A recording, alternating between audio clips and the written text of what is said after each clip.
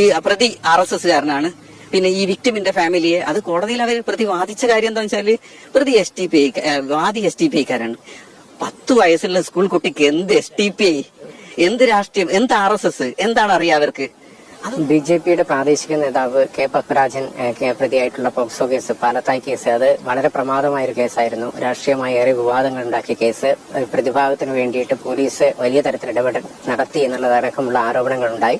അതിനെ സാധൂകരിക്കുന്ന തരത്തിലുള്ള ഇടപെടലുകൾ പ്രത്യക്ഷത്തിൽ വന്ന ഒരു കേസായിരുന്നു. ആ കേസിന്റെ തുടക്കം മുതൽ ഇതിന്റെ കൂടെ ഉണ്ടായിരുന്ന അഭിഭാഷകരും അതുപോലെ തന്നെ നാട്ടുകാരായിട്ടുള്ള കർമ്മസമിതി പ്രവർത്തകരും ഇപ്പം നമ്മോടൊപ്പം ചേരുകയാണ്. ഈ കേസിന്റെ അകത്ത് ഇടപെട്ട പ്രധാനപ്പെട്ട വക്കീൽ സംഘമാണ് നമ്മോടൊപ്പം ഉള്ളത്.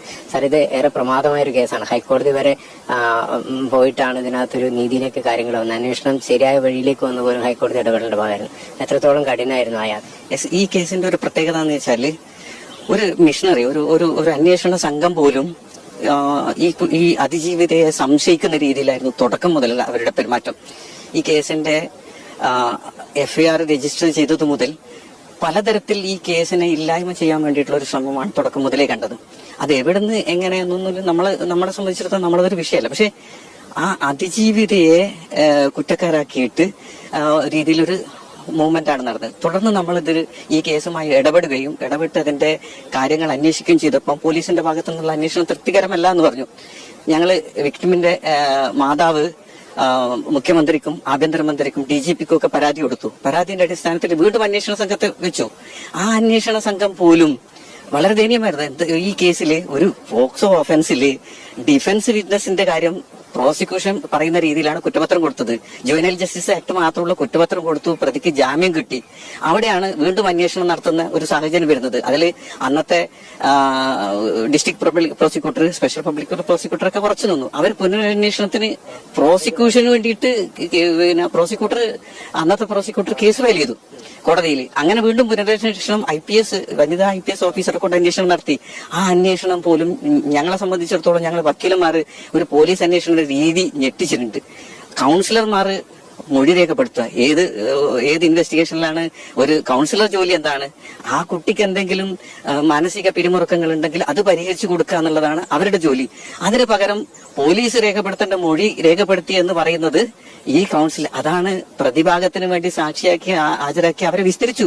പ്രതിഭാഗം സാക്ഷിയായിട്ട് വിസ്തരിച്ചു. അതിനൊരു അവസരമാക്കി ഉപയോഗപ്പെടുത്തി. അപ്പൊ അത് പ്രതിയുടെ നിർദ്ദേശത്തിനനുസരിച്ച് ഇൻവെസ്റ്റിഗേഷൻ പോകുന്നു എന്നുള്ളൊരു സാഹചര്യം വന്നു. ഉയർന്ന ഉദ്യോഗസ്ഥന്മാർ പോലും അതിന് കൂട്ടുനിൽക്കുന്നു എന്നുള്ള തോന്നൽ വന്നു. അവസാനം ഞങ്ങൾക്ക് വേറെ മാർഗമില്ലായിരുന്നു. പ്രതിയുടെ മാതാവ് ഹൈക്കോടതിയിൽ റിട്ട് ഫയൽ ചെയ്തു. സ്പെഷ്യൽ ടീം അന്വേഷണം നടത്തണം എന്ന് പറഞ്ഞുകൊണ്ട് അന്വേഷണം നടത്തി. അങ്ങനെയാണ് ഹൈക്കോടതി പുതിയൊരു അന്വേഷണ ടീമിനെ നടത്തണം എന്നുള്ളത്. അത് ഗവൺമെന്റിന്റെ ഭാഗത്തുനിന്ന് ഹാജരായ additional director general of prosecution ആയിരുന്നു അന്ന് ഹാജരായത്. അദ്ദേഹം നമ്മുടെ വാദത്തോട് അനുകൂലമായ നിലപാടെടുക്കുകയും പോലീസിനെതിരെ പ്രോസിക്യൂഷൻ നിലപാടെടുക്കുന്ന ഒരു സാഹചര്യം ഉണ്ടായിരുന്നു ഈ കേസിൽ. അതാണ് ഒരു വ്യത്യസ്തമായ ഒരു സാഹചര്യമായിരുന്നു. ക്രൈംബ്രാഞ്ച് അന്വേഷണം ഉൾപ്പെടെയുള്ള കാര്യം.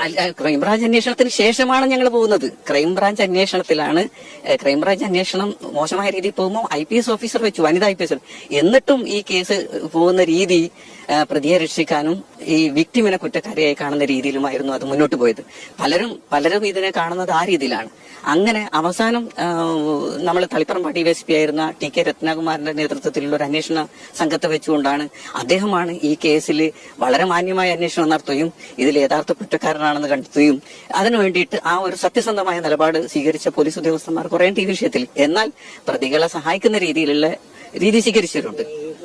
വകുപ്പുകൾ ചുമത്തിയത് TK രത്നകുമാറിന്റെ നേതൃത്വത്തിലുള്ള അന്വേഷണ സംഘമാണ് ഈ വകുപ്പുകൾ ചേർത്ത് അവസാന കുറ്റപത്രം നൽകുന്നത്. അപ്പൊ സ്വാഭാവികമായിട്ടും ഒരു കേസിൽ വരുന്ന വലിയൊരു പ്രതിസന്ധി എന്ന് വെച്ചാൽ നേരത്തെ സാക്ഷികളുടെ മൊഴി രേഖപ്പെടുത്തുക, അതിൽ പോക്സോ ഇല്ല എന്ന് പറയുക, വ്യത്യസ്തമായ മൊഴികൾ കോടതിയിൽ വരിക, കോടതിയെ പോലും കൺഫ്യൂസ് ചെയ്യിക്കുന്നില്ല. അതാണ് ഡിഫൻസിന്റെ ഏറ്റവും വലിയ വാദം.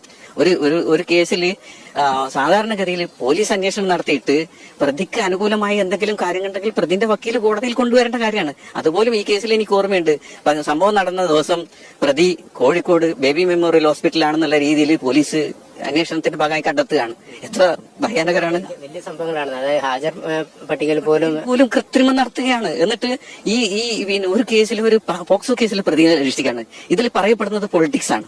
ഞാനിതില് ഞങ്ങൾക്കൊക്കെ രാഷ്ട്രീയം ഉണ്ടാവാം, പക്ഷെ ഒരു കേസിനെ സംബന്ധിച്ചിടത്തോളം ഞങ്ങൾ രാഷ്ട്രീയമല്ല കാണുന്നത്. അതില് നീതി നടപ്പിലാക്കുക എന്നുള്ളതാണ് വിഷയം.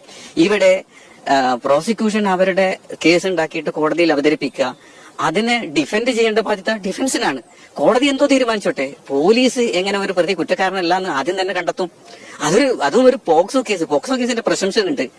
ആ പ്രതി കോടതിയിൽ പ്രതി കുറ്റക്കാരനല്ല എന്ന് പ്രതി തെളിയിക്കാത്തിടത്തോളം കാലം പ്രസംഷൻ വാദിക്ക് അനുകൂലമാണ്, വിക്ടിമിന് അനുകൂലമാണ്. വിക്ടിമിന്റെ മൊഴിയാണ് കോടതി സ്വീകരിക്കേണ്ടത്. അങ്ങനെ ഒരു കേസിൽ പോലീസ് എങ്ങനെ ഇങ്ങനെ ഒരു കാര്യം ചെയ്തു? അന്നത്തെ പോലീസ്, എല്ലാ പോലീസും അല്ല പറയുന്നത്, അവസാന അന്വേഷണം നടത്തിയത് പോലീസാണല്ലോ. പിന്നെ ഇതിൽ പറയുന്ന ഒരു പ്രധാന കാര്യം,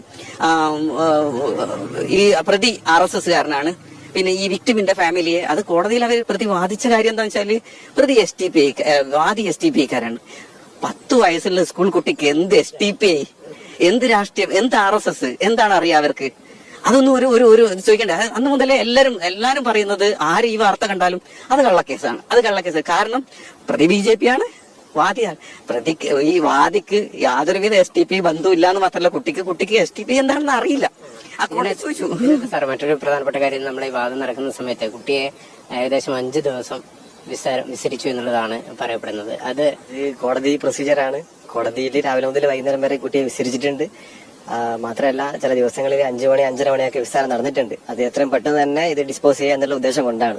ഇതിനകത്ത് മറ്റൊരു കാര്യമുള്ളത്, നമ്മളെ ഹെഡ്മാഷ് കുട്ടിയുടെ പ്രധാന അധ്യാപകൻ ഉൾപ്പെടെ മൊഴിമാറ്റുന്ന ഒരു സാഹചര്യം നിന്നിരുന്നു. അതായത് കുട്ടി ഈ പീഡനത്തിന് ശേഷം പല ദിവസങ്ങളിലും സ്കൂൾ വന്നിട്ടുണ്ടായിരുന്നില്ല.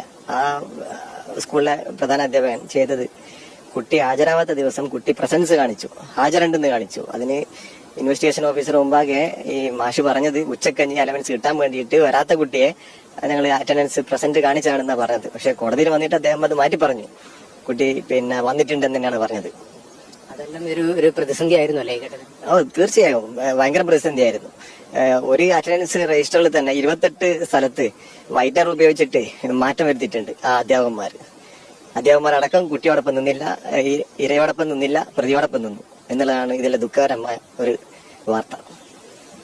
ഏറെ വെല്ലുവിളി നിറഞ്ഞതായിരുന്നു ഈ കേസിന്റെ അന്വേഷണവും ഒപ്പം തന്നെ കോടതിയിലുള്ള നടപടികളും എന്നുള്ളതാണ് അഭിഭാഷക സംഘം, അതുപോലെ തന്നെ കുട്ടിയുടെ നാട്ടുകാരുൾപ്പെടെയുള്ള കർമ്മസമിതിക്കാരും പറയുന്നത്. ഏതായാലും പാലത്തായി കേസിൽ ഇപ്പോൾ പ്രതി ചേർക്കപ്പെട്ട കെ പത്മരാജൻ കുറ്റക്കാരനാണെന്ന് കോടതി കണ്ടെത്തിയിരിക്കുന്നു. ശിക്ഷാവിധി നാളെ ഉണ്ടാവും. ക്യാമറമാൻ രാജേഷ് വടകരക്കൊപ്പം ബിജീഷ് ഗോവിന്ദൻ, മീഡിയ 1.